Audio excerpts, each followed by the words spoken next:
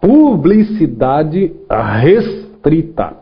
Publicidade restrita, tudo bem. Tudo ok com publicidade restrita. Por quê?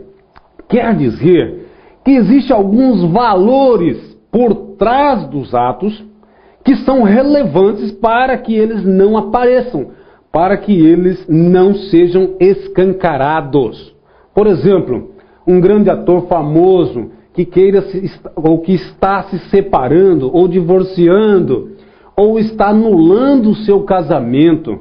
Ora, isso é um prato cheio para a mídia, é um prato cheio para esses programas de tabloides. Agora, não justificaria a publicidade porque, no caso de um ente desconhecido, uma pessoa desconhecida que estiver celebrando um divórcio, uma separação, discutindo filiação ou pedindo alimentos, a repercussão é mínima. Quase que a gente poderia falar que fica entre as partes e os seus procuradores, promotores de justiça e o próprio juiz. Mas, quando o clamor, quando essa publicidade vai causar vexame à parte, é evidente que, nesses casos, existe um imperioso, existe um apelo pelo qual o Código de Processo Civil franqueia a restrição da publicidade. Nesse caso, nós temos dois pontos que você precisa guardar. Primeiro, quando o interesse público o exigir. Às vezes existe uma determinada ação que não está no rol do artigo 155 do Código de Processo Civil, mas que demanda um grande clamor público, que vai causar uma devassa na família das partes, vai causar uma devassa dentro do próprio judiciário e assim por diante. Então, quando o interesse público o exigir, neste caso, pode o juiz estabelecer, pode decretar o segredo de justiça, que é uma expressão inapropriada. Ele vai decretar a publicidade restrita do ato. Por que eu estou falando isso? Porque você é nosso aluno. Porque você tem um diferencial em relação aos demais. Enquanto os outros, os concorrentes, estão abrindo o Código de Processo Civil, olhando o termo lá, segredo de justiça, e colocando na sua prova, você faça a sua ressalva na sua prova. Não é adequado o termo segredo de justiça, embora o Código de Processo Civil fale em segredo de justiça. Na verdade, existe uma restrição na publicidade dos atos. Meu amigo, meio ponto a mais, 1 ponto a mais na sua prova, seu candidato vai ficar para trás, você vai derrubar seu candidato. Às vezes um termo, uma expressão é suficiente para te mandar para frente. E nós queremos é isso, ver você na frente. Bom, interesse público, vou dar um exemplo para a gente ficar mais claro, e o direito processual civil, por ser uma matéria eminentemente técnica, necessita de exemplo. Operações deflagradas pela Justiça Federal. Ótimo. Prenderam 91 pessoas na operação. O que vai acontecer? A mídia tem interesse em estar divulgando as fases dos atos processuais, porque dá ibope, as pessoas leem essa matéria. Então, chove de advogados, chove de curiosos, jornalista querendo folhear o processo. Ora, se todo mundo for folhear o processo não vai andar nunca. Ou vão se rasgar páginas, ou vão deteriorar, vão causar prejuízos à legibilidade do processo, dos autos. Nesse caso, meu amigo, justifica-se o segredo de justiça, até para que se dê uma tramitação e uma duração razoável no processo. Então, quando nós falamos em segredo de justiça, nós estamos falando de uma expressão inadequada. Investe-se o interesse público e, em alguns casos, versando sobre filiação, separação, divórcio, alimentos e assim por diante. Muito bem. Atos podem ser praticados pelas partes, pelo Ministério Público, pelos auxiliares da Justiça e também pelos magistrados. Ok? Dito isso, nós temos atos judiciais. O ato que mais se espera num processo, que nada mais é do que sentença.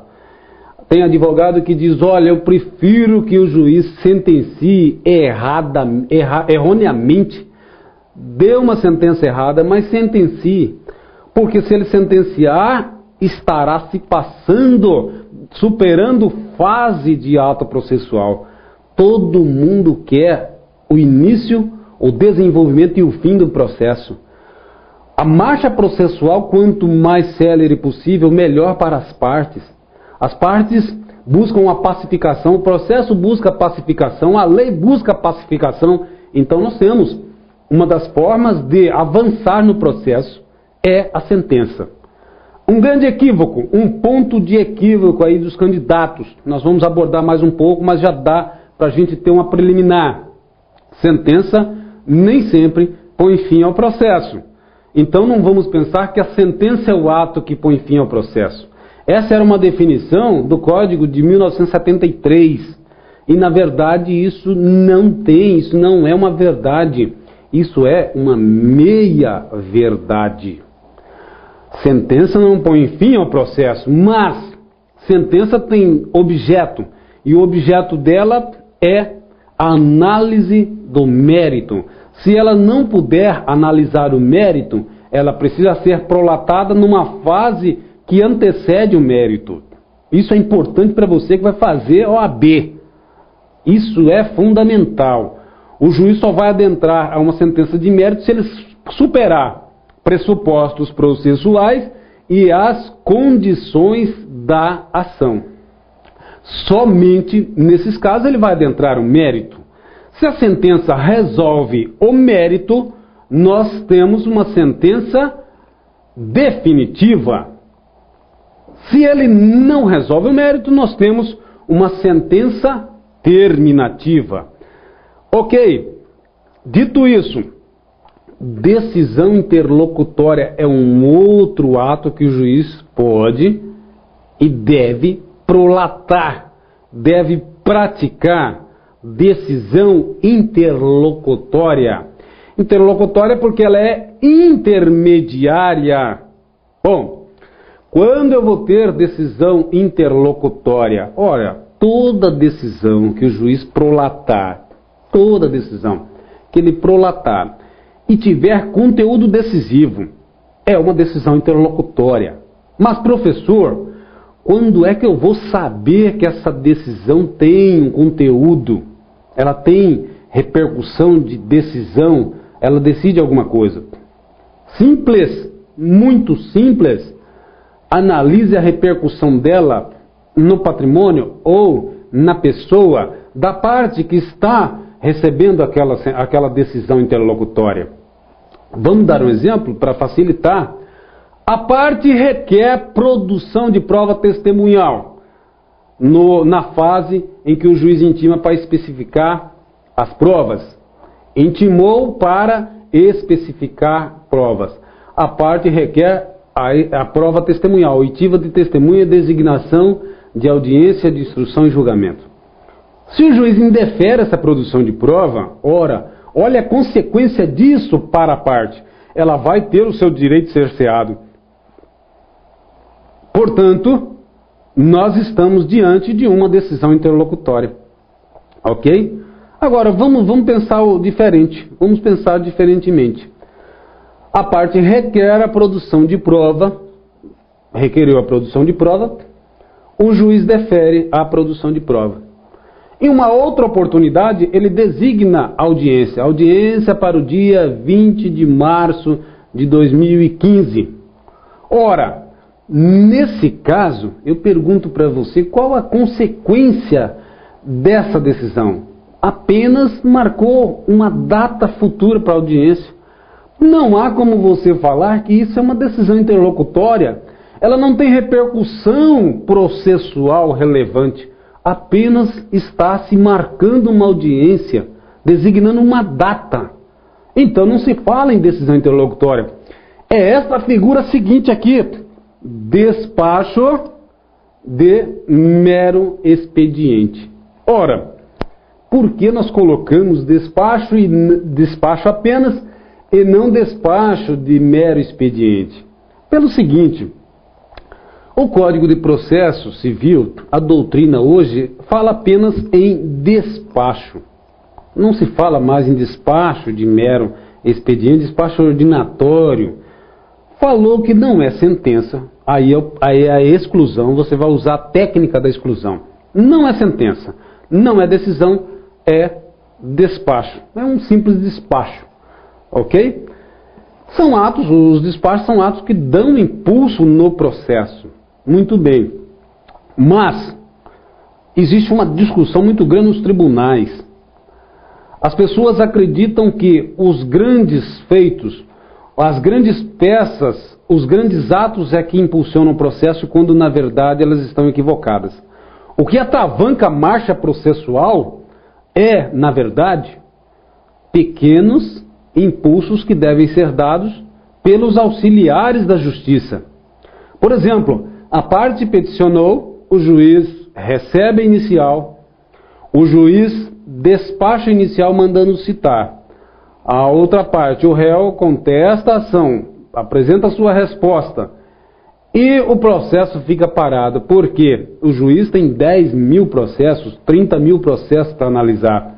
É evidente que ele não vai poder dizer: me traga o processo X ou o processo Y para o meu gabinete. Isso depende de impulso, e não é impulso do juiz, é impulso de um auxiliar da justiça. Por isso nós falamos em atos ordinatórios. Atos ordinatórios. O escrivão pode abrir vista imediata para o autor, fazer a impugnação dos pontos da contestação, devolver esse processo ao escrivão, e o escrivão impulsionar o processo para o juiz. Isso é ato ordinatório. Ok, muito bem.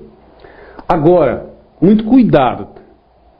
Você não pode questionar, você não vai impetrar, se porventura quiser questionar a celeridade, a falta de celeridade processual, não vai apontar como autoridade coatora, não vai apontar o escrivão ou um serventuário da justiça pelo fato do processo não estar andando. Se o processo não está andando, a responsabilidade é atribuída ao juiz. Porque esses atos ordinatórios, eles são atos do juiz, delegado pelo Código de Processo Civil aos escrivães, aos chefes de secretarias na Justiça Federal. Você que está fazendo aí concurso para analista judiciário na área jurídica, cuidado. Esses atos ordinatórios são atos delegados pelo juiz. O advogado não vai contra o analista, não vai contra o chefe de secretaria. Ele vai sim contra o juiz, porque o ato é dele, delegado para um agente inferior. Então isso é importante você guardar. Você impetrar um mandado de segurança contra o escrivão vai ser uma monstruosidade, uma falta de técnica muito grande. Por isso você precisa saber que ato ordinatório é ato do juiz, porém praticado pelo escrivão, praticado pelo auxiliar da justiça e assim por diante. Meu amigo, minha amiga, delegação é fundamental em qualquer processo de produção e a relação processual. O Código de Processo Civil nada mais é do que uma fábrica, uma produção constante de atos. Então veja, neste caso, a delegação ele vem como um azeite para lubrificar a máquina judiciária. Veja, você vai lembrar, a delegação é um azeite para lubrificar a máquina judiciária, para o processo tramitar, para o processo andar. O Constituinte derivado, em 2004, na Emenda Constitucional 45, dispôs que os servidores receberão delegação dos atos de mero expediente. Na verdade, são os atos ordinatórios dos quais nós falamos lá atrás. Ou seja, o Constituinte autorizou o judiciário, os tribunais, os juízes, a delegar um pouco mais. Porque se houver uma concentração muito grande no único agente, o juiz nada mais é do que um agente público, evidentemente que você vai perder celeridade. E a Constituição diz que todos têm o direito a uma duração razoável no processo. Portanto, meu amigo, minha amiga, não existe como você ter a concentração excessiva num único agente em prejuízo ao princípio da celeridade processual, a uma duração razoável do processo. Então, essa delegação, se porventura vir a incidir numa prova sua de segunda fase, existe uma grande probabilidade dela vir imbuída lá no direito administrativo, porque cobra-se eficiência da administração pública. Ora, se a administração pública tem que ser eficiente, tem que observar o princípio da eficiência, a delegação garante celeridade, garante eficácia, eficiência na produção dos atos processuais. Então veja o paralelo que você vai fazer na sua prova. Eficiência, princípio da eficiência e delegação dos atos processuais. Está aí a relação. Ambos vão dar celeridade ao processo, porque é engano pensar que sentença acelera o processo. O que acelera o processo são pequenos atos no intervalo, pequenos atos na marcha processual e importantíssimo para garantir celeridade no processo. Bom, já que falamos em celeridade, vamos falar naquilo que desacelera a marcha processual. Vamos falar daquilo que dá problema na marcha processual. Ok, a retenção do processo. Bom, algumas pessoas pegam o processo, levam para seus escritórios, para suas casas e esquecem que o lugar do processo é no fórum, o lugar do processo é no cartório, é lá que ele tem que estar por excelência. Isso é bom, tanto para juiz, para o advogado, promotor e assim por diante. Não é bom para apenas uma das partes, é bom para todos que os autos estejam em cartório. Só saiam de lá quando realmente necessitarem sair, ok? Sob pena de prejudicar totalmente a duração razoável do processo. Se o defensor, se o advogado, o defensor público ou o Ministério Público também retém os autos, guarda os autos, extravia os autos, é evidente que nesse caso vai gerar consequência. Primeiro caso, riscar o que o advogado, o que o defensor, o promotor escreveu em razão daquela demora na devolução. Isso é arbitrário? É extremamente arbitrário. Mas o Código de Processo Civil dispõe dessa penalidade. Segundo, perde-se direito de vista fora do cartório e ainda mais uma multa de meio salário mínimo. Olha, essa multa ela é o que ninguém quer receber. Multa de meio salário mínimo. Ora, não tem eficiência nenhuma essa multa, relevância nenhuma essa multa. Por quê? Meio salário mínimo não vai resolver o problema se a parte estiver com maldade, se estiver realmente com a vontade de fraudar a celeridade do processo. Mas o primeiro caso, veja, riscar petição, aí é confusão, aí é problema. Então, para não incidir nessa multa, é preciso observar a questão dos prazos. Bom, seu candidato sabe disso, seu candidato está achando que vai passar, que vai ter uma nota 10 em relação a isso. E ele está extremamente equivocado. Isso porque ele não assiste essa aula que você está assistindo. Você vai além, você vai muito além. Você é nota 10.